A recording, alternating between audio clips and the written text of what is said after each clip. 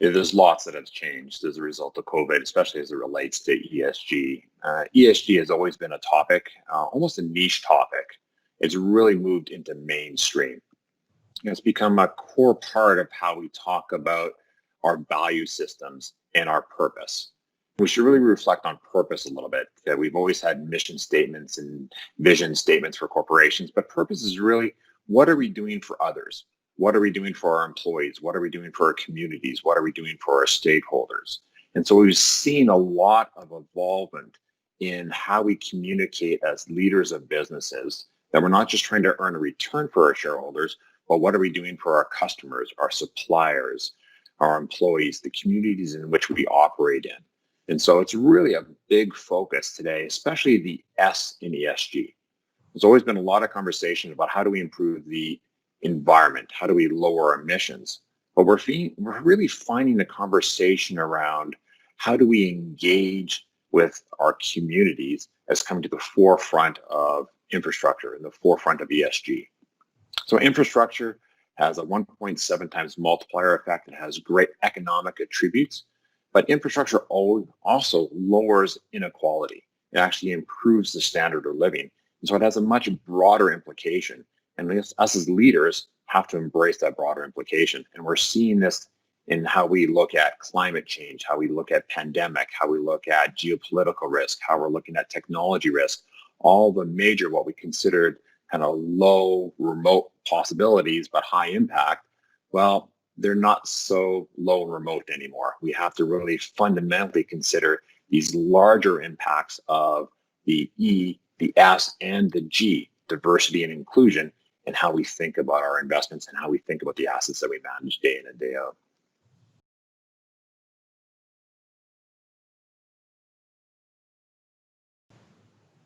Well, I think what we're seeing is that both the government officials and again, the citizens and our users, our customers, expect more from us day in and day out. And so we've gone from having to measure to producing actual results. I often reflect a little bit about how we've engaged in business historically. If I think about infrastructure assets, if we wanted to build a road, a bridge, a transmission line, we used to be able to expropriate the property and build what was critically, essentially important for the broader community. Now we have to take a step back and we talk about community consultation. And, this is a bit becoming a bit tongue-in-cheek. Consultation is, we've designed what we want to design. Now we're going to have these community sessions until the government or the regulator says we've spoken to the community enough, and then we get to build what we wanted to build anyway. And that's not right. We actually have to evolve what we're thinking around community engagement. So we actually have to engage them in, what do they want? What do they need? What are the designs? What's the impact? What are the other externalities, including noise and sightline pollution?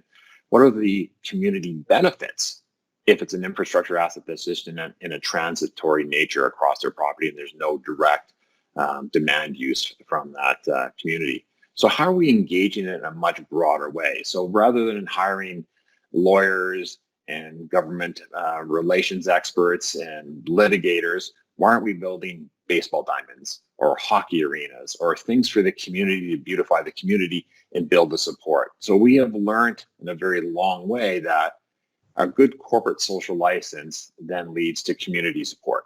Community support leads to public support. Public support leads to good government policy and regulation. So stop looking at it just from a government regulation and policy standpoint.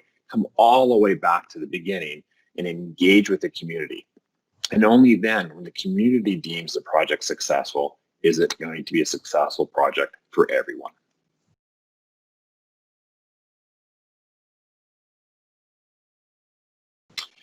Let's change it in a lot of ways. And I think what we're finding now is that the discussion around all the elements, the E, the S, and the G, is moving from what are we measuring and reporting to what are we creating as meaningful action steps along the way.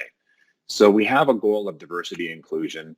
It's a long-term goal, but how are we going to get there with intermediate steps? And so what we're finding is now the ESG targets and what you're doing to improve the dynamic on a month-over-month basis, a year-over-year basis, is now hitting performance matrix. It's part of the short-term incentive plans. It's part of the long-term incentive plans. It's part of the qualitative objectives of our C-suite portfolio executives in our portfolio companies. So it's not just sitting off on the side as something that we have to report on. It's actually an important part of the culture and the purpose of an organization that actually drives fundamental value. So I think that's what we're starting to see. If you want to create change, it has to be part of the performance system. You get what you measure and you get what you pay for. And so it has to be fundamentally within that dynamic.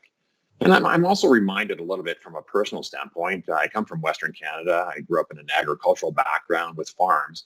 And we always had these cooperatives, right, where you kind of shared machinery and equipment. You shared labor. You worked with each other's farms to improve the community as a whole.